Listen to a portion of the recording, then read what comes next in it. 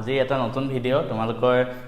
এতিয়া সমাজ বিজ্ঞানৰ পৰীক্ষা যেহেতু শেষ হ'ল আৰু নেক্সট পৰীক্ষা অসমীয়া আছে আৰু অসমীয়াৰ মাজত 3 দিন গেপ আছে গতিকে এই 3 দিন গেপত তোমালোকে কিদৰে পঢ়িবা যাতে অসমীয়াত বহুত ভাল মাৰ্কস এটা আহে তাৰ কাৰণে 3 দিনৰ এটা মই প্ল্যান বনাইছো কোনোবাই যদি নিজৰ মতে পঢ়িব বিচাৰে পাৰা মানে কোনো এটো বাধ্যকতা নাই যে এটো মতে পঢ়িব লাগিব 3 দিনত আমি বহুত কিবা কিবি পঢ়ি লব পাৰো কোনোবাই যদি আগতে বহুত বস্তু পঢ়াও নাই 3 দিনত পঢ়িও ভাল ৰিজাল্ট কৰি দিব পাৰে গতিকে মই এই প্ল্যানটো সেই সকলৰ বাবে বনাইছো যিসকলে অলৰেডি মানে বহুতখিনি পঢ়ি থৈছে তেওঁলোকে চাব পাৰে প্ৰথম কথা 3 দিনৰ প্ৰথম দিনা তোমালোকে কি কৰিবা জানানে মানে আমি 3 দিনটো এনেকুৱা ভগাইছো first day second day third day মানে কাইলৰ পৰা হ'ব ধৰা কাইলে মঙ্গলবাৰ বুধবাৰ বৃহস্পতিবাৰ শুকুৰবাৰে গৈ পৰীক্ষা আছে গতিকে কাইলে মানে মঙ্গলবাৰে তোমালোকে কি কৰিবা অকল গ্ৰামাৰত ফোকাস কৰা মঙ্গলবাৰ গোটেই দিনটো গ্ৰামাৰ বহুতে হেই পৰে গ্ৰামাৰৰ কাৰণে এটা দিন কিয় কাৰণ গ্ৰামাৰত বহুত বস্তু আছে প্ৰথম তোমালোকে ৰচনাৰ পৰা আৰম্ভ কৰা এছে অসমীয়া ৰচনা মই ছখন তোমালোকক দিছো পঢ়িবলৈ কোনোবাই যদি হে ভিডিওটো চোৱা নাই তোমালোকে চাই লব পাৰা মই পাৰিলে ডেসক্ৰিপচনত এড কৰি দিম ছখন ৰচনা তোমালোকে ফাৰ্স্ট চোৱা তাৰ পিছত তোমালোকে বাকি আৰু 4খন মান চোৱা মানে 10খন মান ৰচনা তোমালোকে চাবলৈ চেষ্টা কৰা তেতিয়া তোমালোকৰ তাৰ ভিতৰত এখন নহয় এখনলৈ আহিব গতিকে তোমালোকে কি কৰিবা কাইলে ৰাতিপুৱা যেহেতু মাইন্ডটো ফ্ৰেশ হৈ থাকে প্ৰথম তোমালোকে ৰচনাৰ পৰা আৰম্ভ কৰা ৰচনাখিনি ভালদৰে চোৱা ৰচনাখিনি মানে লিখি প্ৰেক্টিস কৰিবলৈ এতিয়া তোমালোকৰ হাতত সময় নাই কাৰণ 3 দিনহে সময় আছে জাস্ট ওপৰে এবাৰ ৰিভাইজ কৰি লোৱা মানে ঠিক আছে তেনেকৈ চোৱা হেখিনি চাই ধৰা দুপৰীয়া এটা দুটামান বাজি যাবগে কাৰণ ৰচনা যেহেতু 10খন ৰিভাইজ কৰিব লাগিব গোটেখিনি ওপৰে কাইবা যদি আগতেও শেষ হৈ যায় কোনো কথা নাই হেখিনি চাবা প্ৰথম কথা কাইলে ৰচনাখিনি শেষ কৰিবা তাৰ পিছত ৰচনা শেষ হোৱাৰ পিছত তোমালোকে নেক্সট বেলেগ গ্ৰামাৰ পৰ্যনখিনি দেখা বেলেগ গ্ৰামাৰ মানে এবিলাক সন্ধি সমাস বাক্য ৰচনা আৰু আবেদন ভাব সম্প্ৰসাৰণ এবিলাক ধেৰ মানে অসমীয়া যিবিলাক গ্ৰামাৰ আছে ব্যাকৰণ হেখিনি তোমালোকে নেক্সট ৰিভিজন কৰা হেখিনি ৰিভিজন কৰোতে ৰাতি হৈ যাবগে তোমালোকক মই হেখিনি ন কমন কুৱেশ্যন টাইপ নাচাবা হা গ্ৰামাৰ বিলাক তোমালোকে ৰুল বিলাক চোৱা মানে গ্ৰামাৰত কি নিয়ম হয় ছন্দ বিলাক চাবা হেবিলাক বস্তু মানে তোমালোকে মুখস্থ নকৰিবা বুজি পেলাই কৰিবা কাৰণ গ্ৰামাৰ এনেকুৱা নহয় কি কমন আহিব ঠিক আছে গতিকে অলপ বুজি চাবা ফাৰ্স্ট তোমালোকে ৰুলখিনি ৰিভাইজ কৰি লবা গোটেবিলাক গ্ৰামাৰৰে ৰুলখিনি ৰিভাইজ কৰি ধৰা সন্ধিয়া হৈ যাব সন্ধিয়া তোমালোকে কি কৰিবা প্ৰেক্টিস কৰিবা প্ৰেক্টিস কৰ পৰা কৰিবা টেষ্ট পেপাৰত অসমৰ বিভিন্ন জিলাত যিমান বিলাক টেষ্ট পেপাৰত অসমীয়া গ্ৰামাৰ যিমান বিলাক বস্তু আহিছে পৰ্চন হেখিনি তোমালোকে একবাৰ ওপৰে চাই লোৱা মানে লিখি থাকিব সময় নাই জাস্ট ওপৰে চাই লোৱা যে এটো মই জানো এটো এনসাৰ এটো হয় এটো এনসাৰ এটো হয় ওপৰে চাই লোৱা আৰু যেটো নাজানা ভালদৰে চাই লোৱা হেতু কি এনসাৰ কি হ'ব কাৰবা সুধা তেনেকে মানে গ্ৰামাৰ পৰ্চনটো কাইলে দিনটোৰ ভিতৰত কমপ্লিট কৰি দিয়া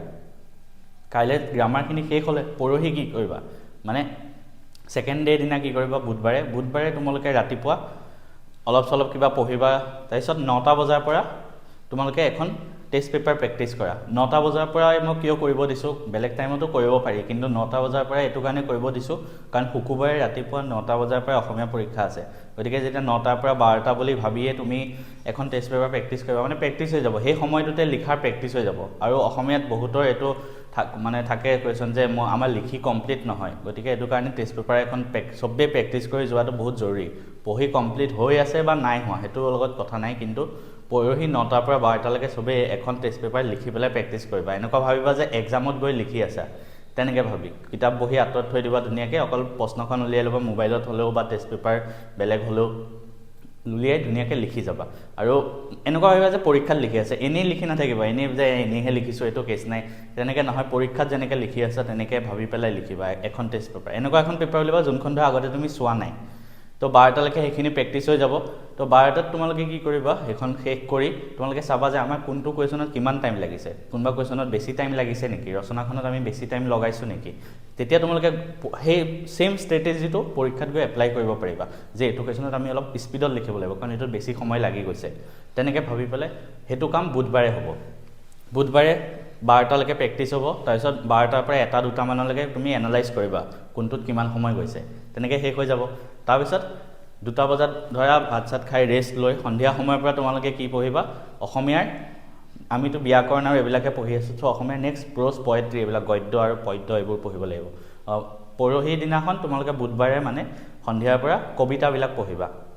কবিতা পদ্যৰ যিবিলাক পাৰ্ট আছে যিবিলাক কোৱেশ্যন এনসাৰ মুখস্থ কৰা হেবোৰ পঢ়িবা আৰু পাঠটো ভালদৰে পঢ়ি লবা তাৰপিছত কোৱেশ্যন এনসাৰখিনি ৰিভিজন কৰি লবা যদি এতিয়াও পঢ়াই শেষ হোৱাই নাই তেনেহলে এটলিষ্ট পঢ়ি শেষ কৰিব ট্ৰাই কৰিবা সেইখিনি কৰিবা আৰু ৰিভিজন কৰোঁতে লিখি লিখি কৰিব নালাগে কাৰণ সময় নাই আকৌ কৈছোঁ জাষ্ট বহীখন ওপৰে ওপৰে চাই ল'বা কোনোবাটো লাইন মিছ হৈ গৈছে নেকি সেনেকৈ চাই ল'বা সেইখিনি হ'ল পৰহিৰ কাৰণে মানে বুধবাৰে আৰু বৃহস্পতিবাৰে কি কৰিবা বৃহস্পতিবাৰে গোটেই দিনটো তোমালোকে গদ্য পাঠটো দিবা গদ্য তোমালোকৰ বহুত আছে পাঠ অসমীয়াত সেই গদ্য পাঠবিলাক প্ৰথমে কি কৰিবা প্ৰথম কথাই প্ৰথমে বহীখনত নাযাবা প্ৰথম তোমালোকে কিতাপৰ যোনটো পাঠ আছে একবাৰ স্পীডত ওপৰে ওপৰে পঢ়ি ল'বা কোনোবাটো লাইন পাহৰি গৈছা নেকি কোনোবাটো ইম্পৰ্টেণ্ট লাইন আছিলে নেকি সেইখিনি আকৌ এবাৰ মনত থাকি যাব তাৰপিছত সেইখিনি চোৱাৰ পিছত তোমালোকে কি কৰিবা কুৱেশ্যন এনচাৰখিনি মুখস্থ কৰা সেই গদ্য পাঠৰ সো এই 3 দিন তোমালোকে এনেকুৱা হিচাপত যদি প্ল্যান কৰা তোমালোকৰ বহুত মানে পৰীক্ষাটো ভাল হ'ব আৰু এটা কথা বহুতে অসমীয়াত লিখিবলৈ মানে কিছুমান ইম্পৰ্টেণ্ট টিপছ এণ্ড ট্ৰিক্স আছে সেইখিনি মোক বহুতে ক'বলৈ কৈ আছিলে তাৰ ভিতৰতে মই যি মনত আহিছে কৈছোঁ আৰু কেনেকৈ লিখিব লাগে প্ৰথম তোমালোকে ৰচনাখন যেতিয়া লিখিবা ৰচনাখন আৰম্ভ কৰোঁতে এটা পেজৰ পৰা আৰম্ভ কৰিবা মাজত কৰি নিদিবা মাজত তোমালোকে বহীত কিবা এটা এনচাৰ লিখি আছে মাজত শেষ হৈ গ'ল ৰচনাখন সেইখিনিতে লিখি নিদিবা লাগিলে ৰচনাৰ পিছৰ কুৱেশ্যনটো লিখা বা বেলেগ এটা কুৱেশ্যন লিখা সেই জেগাটোত কিন্তু ৰচনাখন এটা নতুন পেজৰ পৰা আৰম্ভ কৰিবা আৰু শেষ হওঁতেও এনেকুৱাকৈ শেষ কৰিবা যাতে এটা পেজত গৈ শেষ হৈ যায় মানে ৰচনাটো শেষ হ'ল তাৰ তলত আৰু বেলেগ আহিব নালাগে মানে সেনেকুৱা হিচাপত নিজে লিখিবা আৰু ৰচনাখন লিখোঁতে তোমালোকৰ বেকেটত 4-5টা পইণ্ট দি দিয়ে তোমালোকে নিজৰ পৰা পইণ্ট এড কৰি নিদিবা দুটা কণ্ডিশ্যন হ'ব পাৰে এখন ৰচনা দিলে